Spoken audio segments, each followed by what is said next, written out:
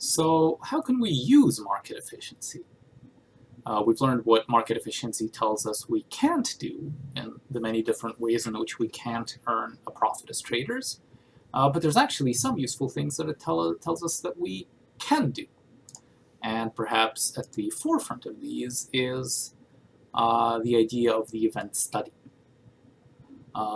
Essentially, if we take for granted the premise that markets reflect publicly available information, that means that market reactions to certain events can actually tell us something that is hard to quantify otherwise. So for example, if we're looking at the impact of an event on the market value of a firm, well, an easy way to do it would just be to look at what the abnormal returns of the firm are around that event. Because remember, the abnormal returns would actually sort of capture anything that isn't explained by the expected return to the firm given its level of risk in terms of exposures to APT risk factors. So we will define the abnormal return as exactly that, the realized return net of the expected return from your risk model, where you'll probably use something like a Fama-French 4-factor model as your APT risk model, but you could use a simpler one like the CAPM. You could use a even simpler one just looking at the market performance. You could use the risk-free rate. You could use a more complex one of perhaps characteristic adjusted expected returns. But whatever one you do to create your expected return, your abnormal return is then just the difference between what you would expect to happen with this firm and what actually ends up happening due to this unforeseen event. In other words, the expected return sort of takes the place of a counterfactual, if you will. What should have happened to the firm absent the event, given how risky it is and whatnot. And now that you can compare what actually did happen with what should have happened, the difference is the abnormal return. That's the effect of this new event. So what can we do with this? Well, we can quantify the economic impact of an event. In a way, the discussion of Challenger in 1986 that we began our discussion of market efficiency with is a clear example of this as well. We could actually see the effects of the Challenger disaster on the prices and therefore the market values of firms that contributed to its design and its construction. But this can be applied more broadly. So let's look at a hypothetical disaster, a plane crash, and think about how the airline that operated that airplane would be actually affected. And well, why might you do this? If you were an internal analyst for the firm, you probably would want to get a sense of the impact of this disaster on your firm.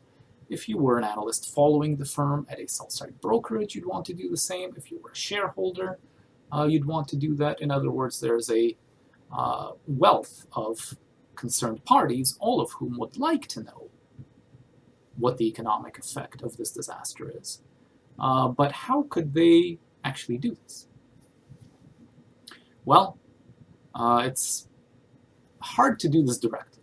Remember, not only is there going to be a direct cost to the airline in terms of lawsuits from lives lost, disruptions to operations, there's also going to be reputational losses, perhaps loss of customers farther down the road.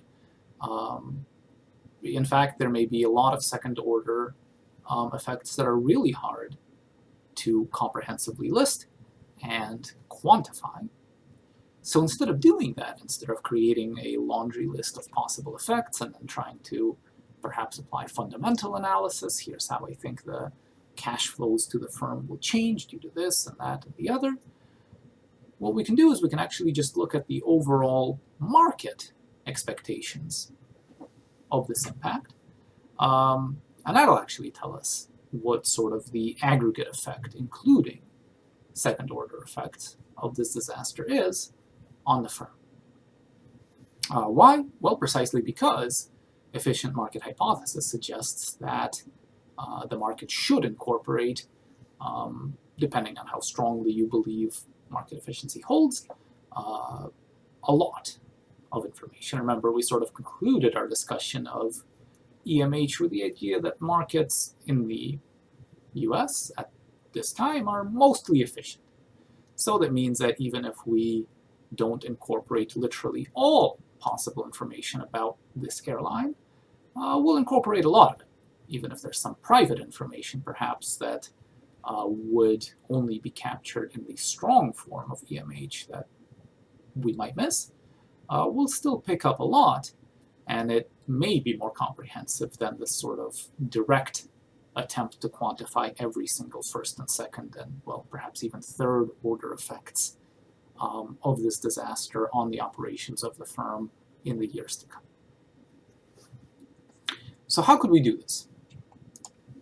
Well, the first thing we need to do is, of course, we just need to figure out what the market reaction was. Because remember, this idea is that we're going to look at what happened in the markets as a consequence of the event. We're going to compare that with what we expected to happen in the market as a consequence of our expected returns and risk model absent the event, and we'll just take the difference, and that's sort of the effect of the event. So first of all, let's say that the share price fell by 6%. That's our market reaction. What is our expected return? Well, for that we can do several things. First of all, we can just say, well, what happened in the market? That would be sort of like a market adjustment. Well, and if the market fell by about 2%, probably due to other reasons, we would have expected the market to sort of carry our airline shares down by about that much, absent this crash. So that means that really then the abnormal return from the crash was 4%. Now, maybe a more sophisticated way would be to say, well, how risky was our airline relative to the market? Let's say that our beta is 1.5. Well, then what was the abnormal return? Well, first we got to figure out what our expected return was. And remember, according to the CAPM, if there's no alpha, our expected return is just 1.5 times whatever happens in the market. So if the market fell by 2% and our CAPM beta is 1.5, we'd expect our airline to fall by 1.5 times 2 by 3%. And therefore our abnormal return would be the fall of 6% minus the expected fall of 3%, an abnormal fall of 3%. And then finally, we could actually look at sort of characteristic matched benchmarks, things like how did other similar firms perform at around this time. That maybe would get us an even cleaner estimate.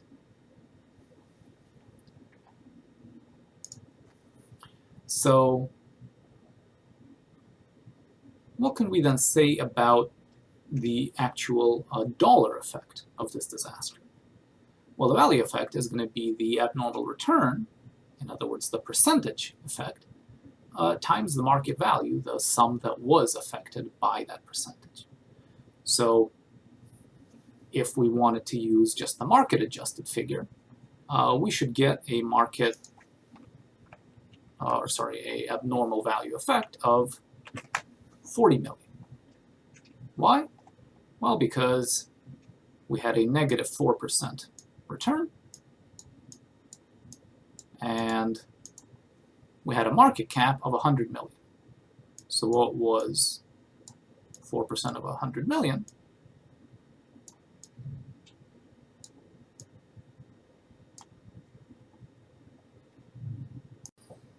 So what is then the dollar effect of these percentage changes? Well, we can back that out pretty easily. So remember, what was our firm worth before the disaster hit? It was worth 1 billion.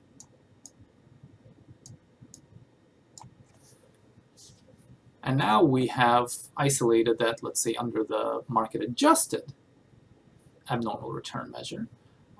we had a 4% decline. So, in other words, we just take 4% of 1 billion. And that'll tell us how much value is destroyed if we use the market-adjusted model.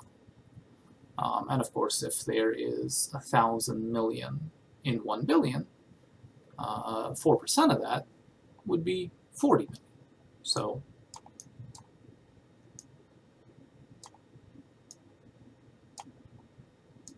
that would be a $40 million loss. Now, what if we instead used the CAPM adjusted? In other words, we used a different risk model. Well, we'd still have our 1 billion in market cap, but now we would have a 3% abnormal return, right? Because remember, we observed a 6% price decline in our firm, but if we look at the CAPM beta of 1.5, just based on the market decline of 2%, we should then expect our firm to respond 1.5 times as strongly as the market did. So if the market fell by 2, we should have expected a fall of 3, and therefore then the abnormal return is the difference between 6%, what happened, and 3%, what we expected, a 3% decline. So then what is 3% of 1 billion? Well, that is 30 million.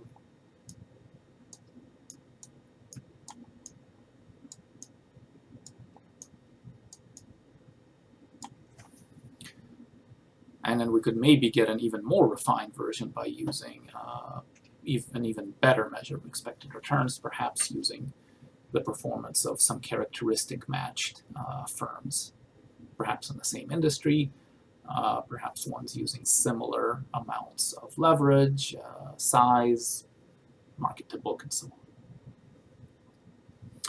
on. So that's all well and good, and that really works well for these types of sudden events that nobody saw coming, and that therefore happen, and it's very clear to see what the abnormal return might be, simply because you know that there was no expectation. But what about information leakage of events that could be anticipated to some degree? Well, for that, what we will use is this idea of cumulative abnormal returns. In other words, we will add up abnormal returns, just like these ones that we calculated for the day of the event. But we'll actually add them up over a period of time to account for this fact that for an event that people do see coming, they might actually start moving prices ahead of it. Now, what might be an example of this? Well, so here's one of applying an event study to mergers. In general, when we talk about event studies, we will say the date of the event is on a sort of relative scale date 0, and then everything that happens before is t minus a certain amount of time, and anything that happens after is t plus, so here is our relative scale in days. And so if the merger announcement happens on day 0, we actually see that there is a run-up in abnormal returns, sort of controlling for whatever's going on in the market, all the way perhaps out to up to 15 days ahead of it. So that's sort of why you might want to start accumulating abnormal returns over a window of time.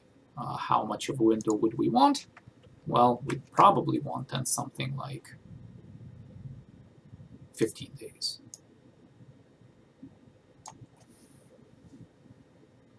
And that would then capture all of the price changes that are likely due to insider trading, because obviously this announcement was not made public until day 0. There is abnormal price movement before day 0. That means that there's some insider trading going on. But if we set up a window of cumulative returns to take that into account, then we can still capture the full effect of sort of going from nothing all the way up to where we end up at about 24%.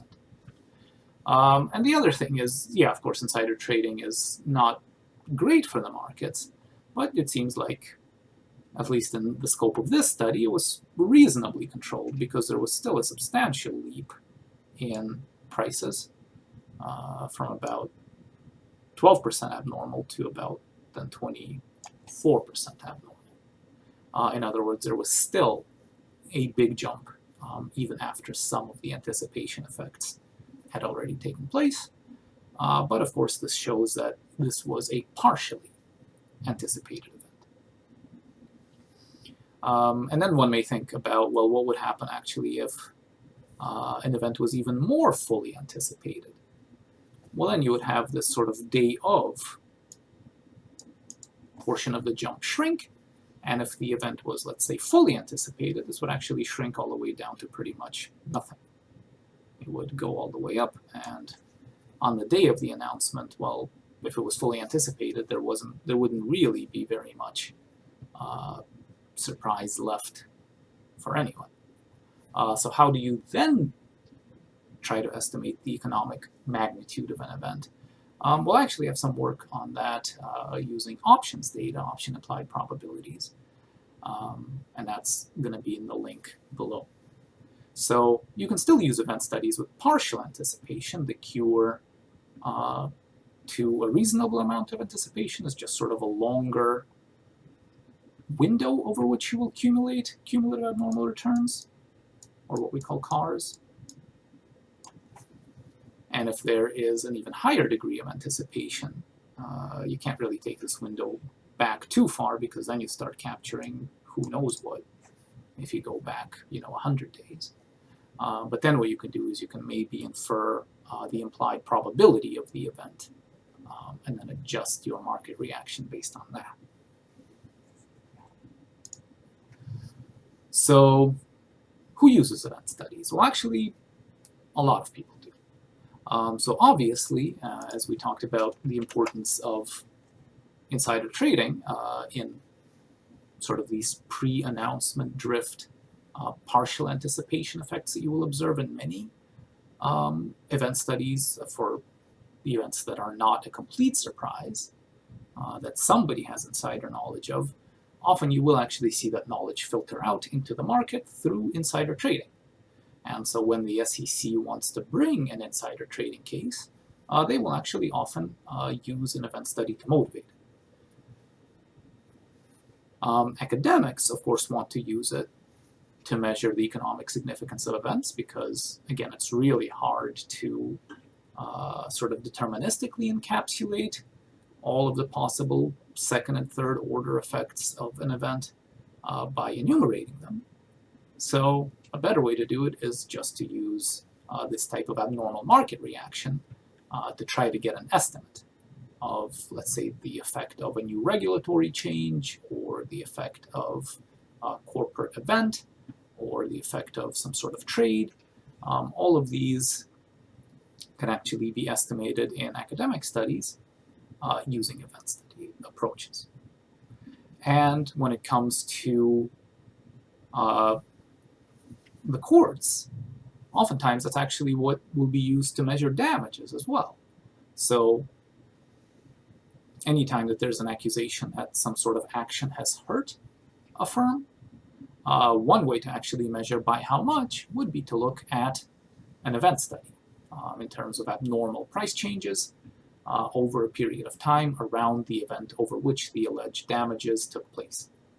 And oftentimes there will actually be two groups of people running event studies in parallel. There will be the